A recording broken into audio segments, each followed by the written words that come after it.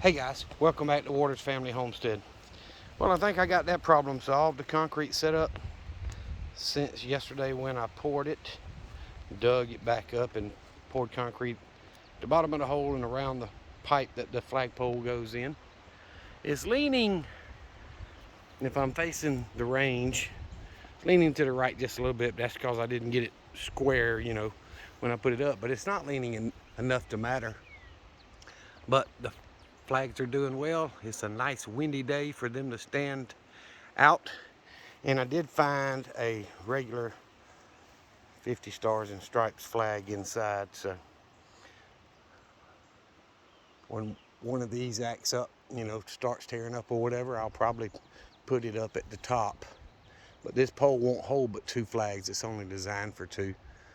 So that's all it's getting right now. And I'm gonna leave it the way it is. Thought I'd do a quick little update for y'all to show you that I've got that done. Now I'm gonna walk over here to the garden. I'm gonna show y'all. I did finish bottom plowing it,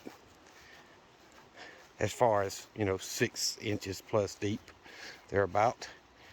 So I want to chop up all the clumps that it's rolled the dirt over, and I got the harrow hook back up and adjusted it flat, thinking that'll help chop it up. Well, it does, but it doesn't spread it out even.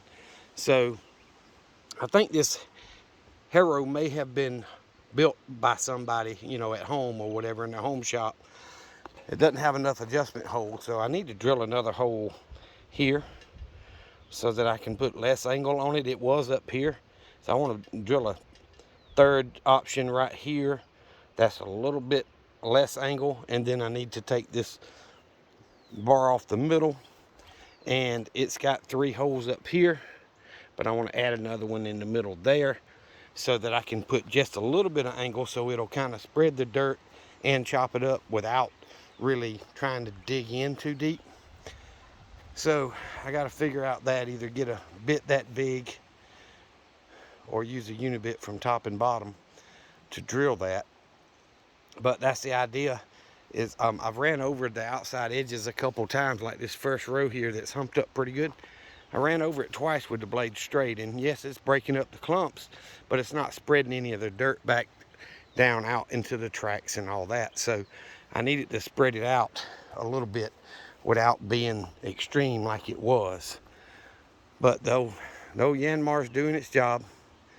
I just lift a bucket, and I like the fact that the hydraulics on this thing are much newer than my old tractor, and I can set it to where I want it. Like with the bottom plow, I just set it to 3.5 inches, or on the handle over there, and it'll dig just enough to where the tractor will pull it. So I've got it broken up pretty good.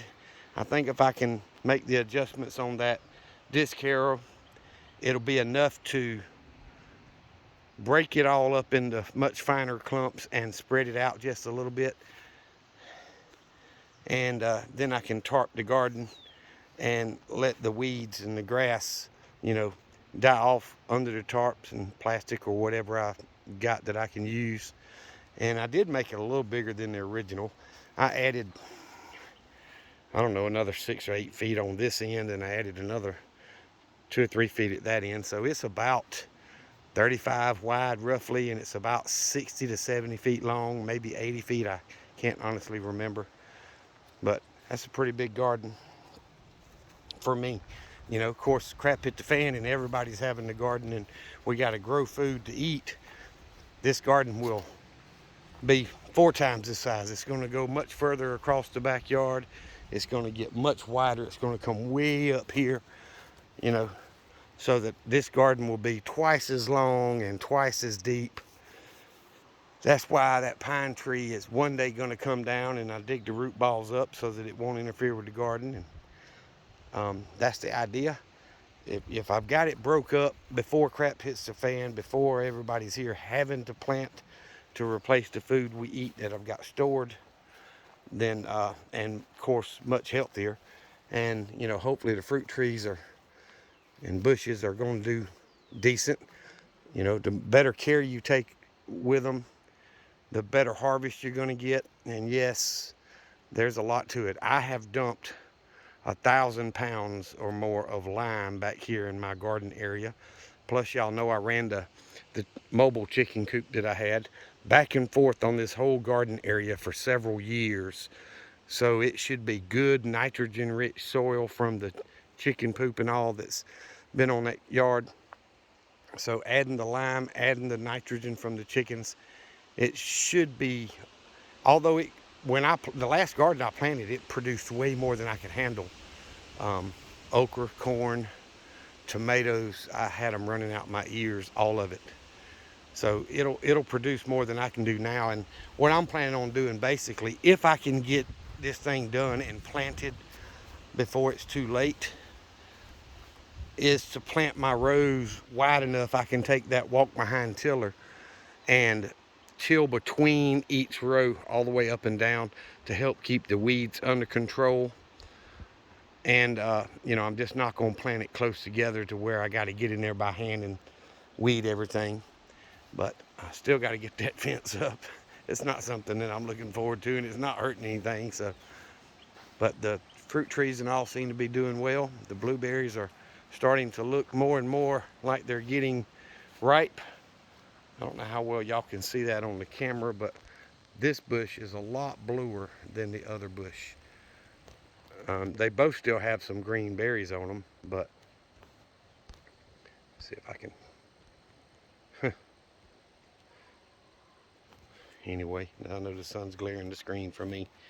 But that little apple tree there, it's doing what it always does. It's sprouting a few new leaves and new limb, but that main trunk was just not doing anything, so I cut it off. The fig tree back there is shaping up nicely from that last hard freeze we had. That's stunning it a little bit. The pear tree still got a lot of the leaves hanging on it that the last freeze hurt them, but I still think they'll produce decent this year. So between fresh fruit that we can preserve and put up and eat fresh, and being able to grow some things in the garden, if crap hit the fan next month or next week or whatever, at least the garden's usable. Even if we got to get out there with that hand tiller, now that it's bottom plowed, it'll till it all up and it'll go through. It's a lot of work for one person to walk behind that thing, but at least it's doable. Because before we got the rain, I ran the tiller down there and one time, and man, that thing just walked across the top. It wouldn't even dig, so hard out here. So hopefully that'll work out. And then of course, from this old grown up raised bed around that cedar tree that used to be there, all that back I want to take from the woods from the edge of the range all the way over and divide it into 4 paddocks and fence it in for pigs and goats. Down the road, that's my goal, is to have 4 paddocks so I can move them from 2 to 2, if necessary, and have plenty for them to forage on, as well as give us meat that we can grow at home besides chicken and eat off of. So, I don't know y'all's thoughts on that, on how you plan to feed your group, your mag, your family, whatever, or do you have food put up that's going to last you for a certain amount of time? I've said it before, there's a lot of people say try to get 3 months, 6 months or whatever, but my thing is 2 years worth of food put up. You need 2 years, because the first year you plant, you may not do as well as you need to feed everybody. So you need enough food put up to feed everybody for 2 years, and then whatever you grow the first year, including animals and vegetables, is just going to add to that second year. So you've got a second year that you can plant and know whether you need to plant more of something or less of something, or a bigger garden or smaller. I doubt it's going to be smaller, but that way you've got enough food put up to where your family's not starving while you're trying to grow food. So that's kind of my thinking, is 2 year food supply. If you don't have that, you're really hurting yourself if it gets to a situation, especially the way things are going. They're trying to the worse the economy gets, the harder it is to get food shipped around the country and to all these areas. And I do live in southwest Georgia. There's farms everywhere. But, you know, if you walk up to a field and it's full of cotton or full of corn, you can't just live off corn. You need a lot more than that. So, you know, we grow a lot of peanuts here in South Georgia. You know, Jimmy Carter, you know, he doesn't live very far from me. So I've been to his house, y'all. Like my first wife used to deliver newspapers, and we would go in and deliver his newspaper and keep going. So I'm just saying, I'm not a big fan of him. He's a really, really nice guy. If you've ever met him, he's a super nice guy. In my book, though, his politics suck. Biden makes him look like a genius, but in reality, compared to the Reagans of this world and you know, even Trump, and I'm not a huge fan of Trump personally, but his politics worked and our economy was a lot stronger. So, you know, with the pandemic and all that mess, you need to be prepared for it. 2 years worth of food, guys. Figure up how many people you plan on feeding. And if you get 2 years worth of food for you and your family, your mag, your group, then, you know, add to that. Try to spice it up a little bit. Add to different things. And if you get to where, okay, you're prepared, you've got everything you need for crap hitting the fan to sustain you and your family and your mag, then start putting stuff up for bartering and for trading and just for helping people. If someone came up to me, and I've had it happen over the years with all the food I've had stored, that just flat did not have money to go buy groceries, and I would go in there and get them plenty of groceries to last them several weeks or a month. You know, I've done that. And it did cost me a lot, but I'm not going to let somebody go hungry that I can help. When crap hits the fan, it's a whole different story, because I'm not taking a mouthful of food out of my grandchild's mouth or out of my kid's mouth and my kids' spouses, which are mine. You know, I'm not taking food out of their mouth to feed somebody else that didn't prep ahead of time. I prep for my grandkids and my kids, and y'all know that. So I hope that's what motivates y'all, is to see the way the world's going, the way the country's going, the economy, all that good stuff. You need to be prepping. 2 years worth of food, guys, and you need a resupply plan. So I almost got that on camera. The Wyandotte jumped up to grab a leaf or a blueberry. But, you know, we'll watch them for a second. But if y'all could get that much food stored, and I know it's a lot, do it a little at the time. Do what you can afford at the time and keep building up from there until you've got 2 years. If you've got less than 2 years worth of food, what are you going to do if the garden you plant or the garden your mag plants isn't enough to feed everybody? You going to starve to death even though you were prepared? Come on, that's not an option, guys. Keep going for 2 years minimum of food supply. And store not just beans and rice. You know, the old prepper saying is beans and rice. Or the beans, rice, and bullets, BRB. You know, beans, rice, and bullets. You need to be prepared for everything, guys. And it looks like the way the country's going, it's not going to be that big of a deal to turn into us needing our preps much sooner than expected. So, oh, Sue crowed. That surprised me. He doesn't do it much. Look at the Wyandottes. They've been scratching in the old pile from where I cleaned out the pens a while back.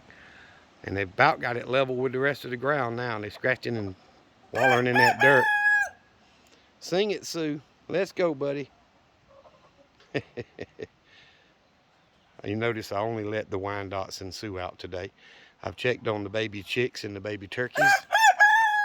All 16 are doing well right now. You know, I did lose that one turkey a couple of days ago, but they're all doing well. The new style that I did inside that I've showed y'all in the previous video seems to be holding the heat in well for them. They're staying out from under there a lot more than they are in. They're in there at night and they're out during the day because it's warming up here in South Georgia.